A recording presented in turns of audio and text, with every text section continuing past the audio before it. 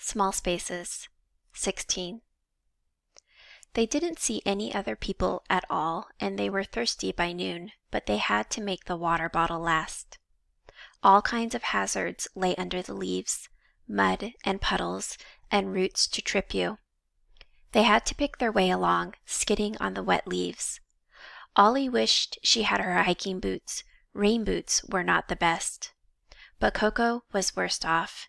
She was wearing canvas shoes and cotton socks and wasn't used to the cold, not like Ollie and Brian.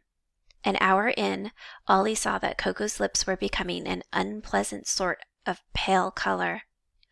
Ollie took off her rainbow hat and jammed it onto Coco's head. Coco opened her mouth, tripped, caught herself, and said, "Thanks, Olivia." Ollie said, "You're welcome, but seriously, call me Ollie." On they walked. The sky did not change. The trees did not change.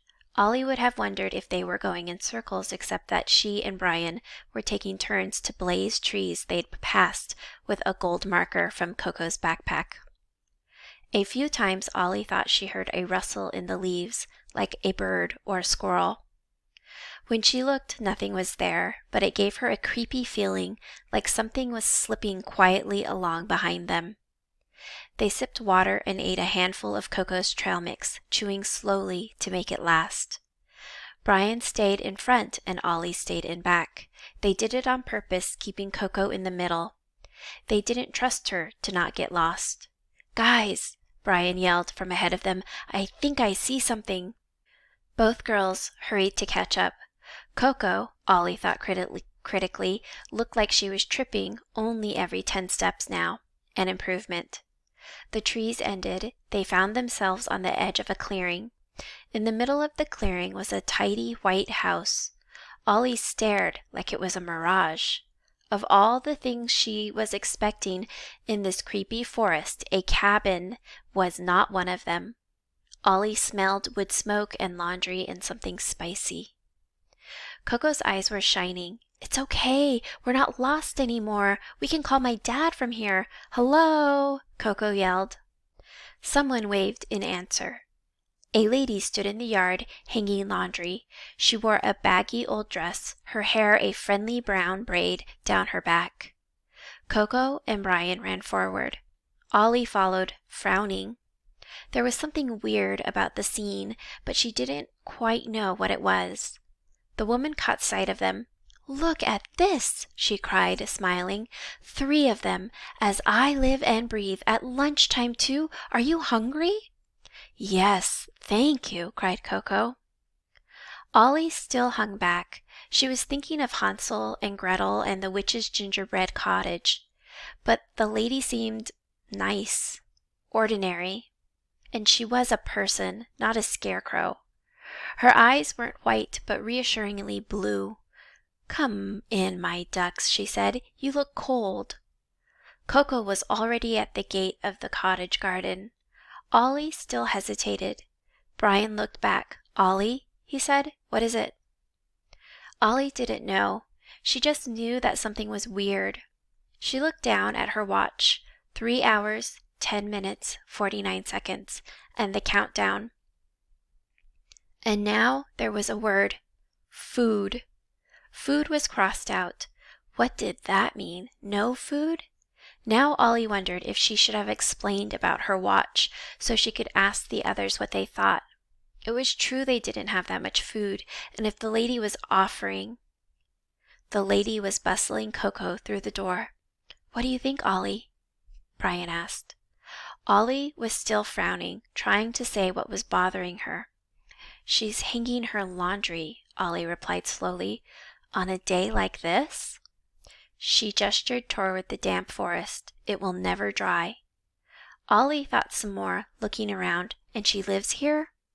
But there's no road?" There wasn't, just a thin track through the forest. Who lived in a place with no road? "No generator," said Brian, realizing. "No power lines even. Okay, that is weird. Does your phone work here?" Brian had already pulled his out. No Wi-Fi either. Brian and Ollie looked at each other. "It's like it's not a real house at all," said Brian. What real house has no road and no electricity? Are we still in the bad Narnia? How do we tell? I don't know, Ollie said. Well, it might be okay, said Brian. Even if it's not, one lady can't be a match for the three of us, can she? Maybe she'll have some answers. Ollie looked down at her watch again. Food, said the original display.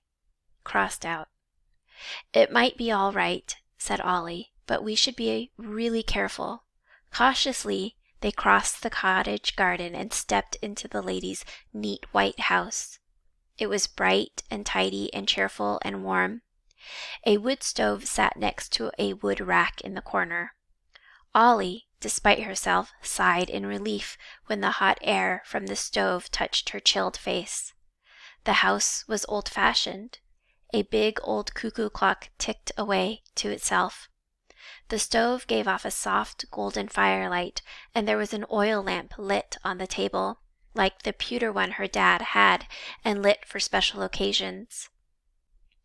The woman had opened her oven, was peering into its depths. Ollie had a glimpse of rich brown cake puffing up in the pan. It smelled fantastic. Nearly done, said the woman. She banged the oven door shut and rubbed her back. What brings you to these parts? She asked. She had a full kettle on the stove and went to a cupboard and got out what looked like tea leaves pressed into a square. She began crumbling the tea into 6 cups. Why 6 cups? Ollie wondered. Who are the other 2 for? Are you taken on to work at the farm for the summer? The old woman asked. She frowned at the kids' backpacks and jackets, at Ollie's rain boots. You're dressed strangely for it.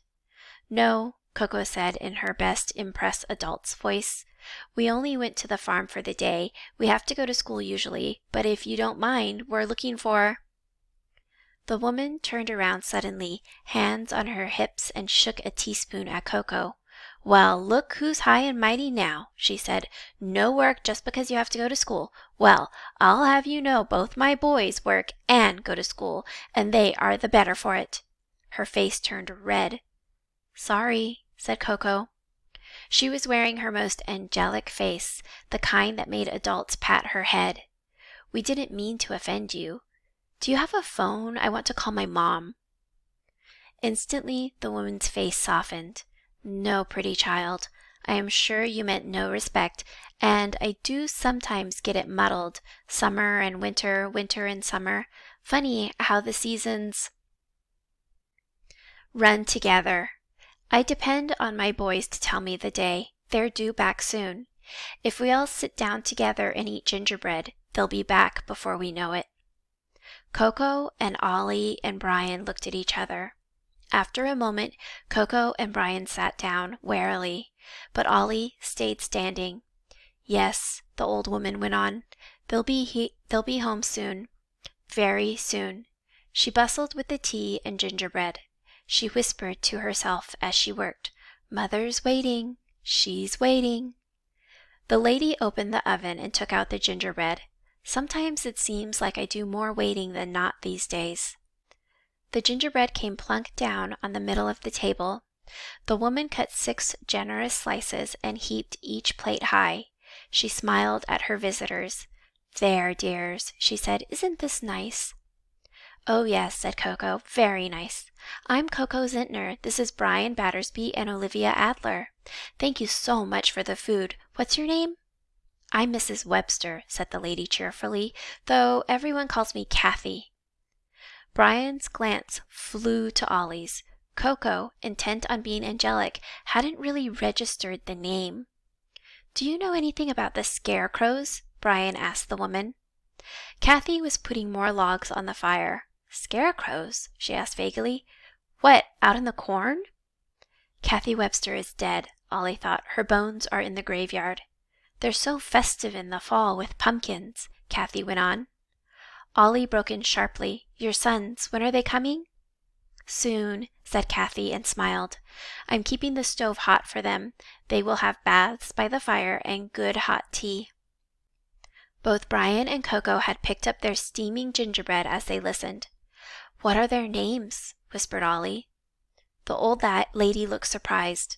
"Why, Jonathan," she said, "and Caleb, of course. A rap came sharp on the window. Ollie spun in each window was a face, two smiling scarecrow faces, two scarecrows dressed in old-fashioned black suits. Ollie screamed, short and sharp, just as Brian and Coco gagged together. It was not gingerbread they had bitten into. It was some foul thing, moldy and dry. They each spat out a mouthful of rotten dust. They were on their feet, hemmed in, and then a bony hand wrapped around Ollie's wrist. Ollie screamed again. The woman didn't look alive any more. Her face was shriveled, her mouth fallen in.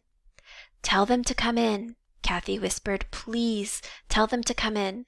They came to the door and I can hear them crying in the night, but they never come in. Tell them I've been waiting in this place how long? I don't remember any more. Long and long and long and—" The fire was out in the oven. The shutter rattled. The china was all covered with dust. It was icy cold. Ollie wrenched free. "We have to go," she cried. "There are scarecrows right outside," snapped Brian. "We have to risk it," said Ollie. "The bus driver said they're only dangerous at night, remember?" "The bus driver who brought us here?" demanded Coco. The woman had hurried to the window. "My boys, my dear ones, please!" She fumbled at the window, and beyond her were the blank, smiling faces of the scarecrows. "Come on," said Ollie. The three of them ran, tripping over the threshold. Two scarecrows stood outside, one at each window. Somehow they were not looking into the house any more, but were watching the kids run, still smiling their wide smiles. The laundry was rotting on the line, the shutter banging and banging and banging. Ollie, Coco, and Brian dashed into the woods, dodging trees, wild with panic. Sure, the scarecrows were marching behind them in steady pursuit, while their dead mother wailed in their old, cold house.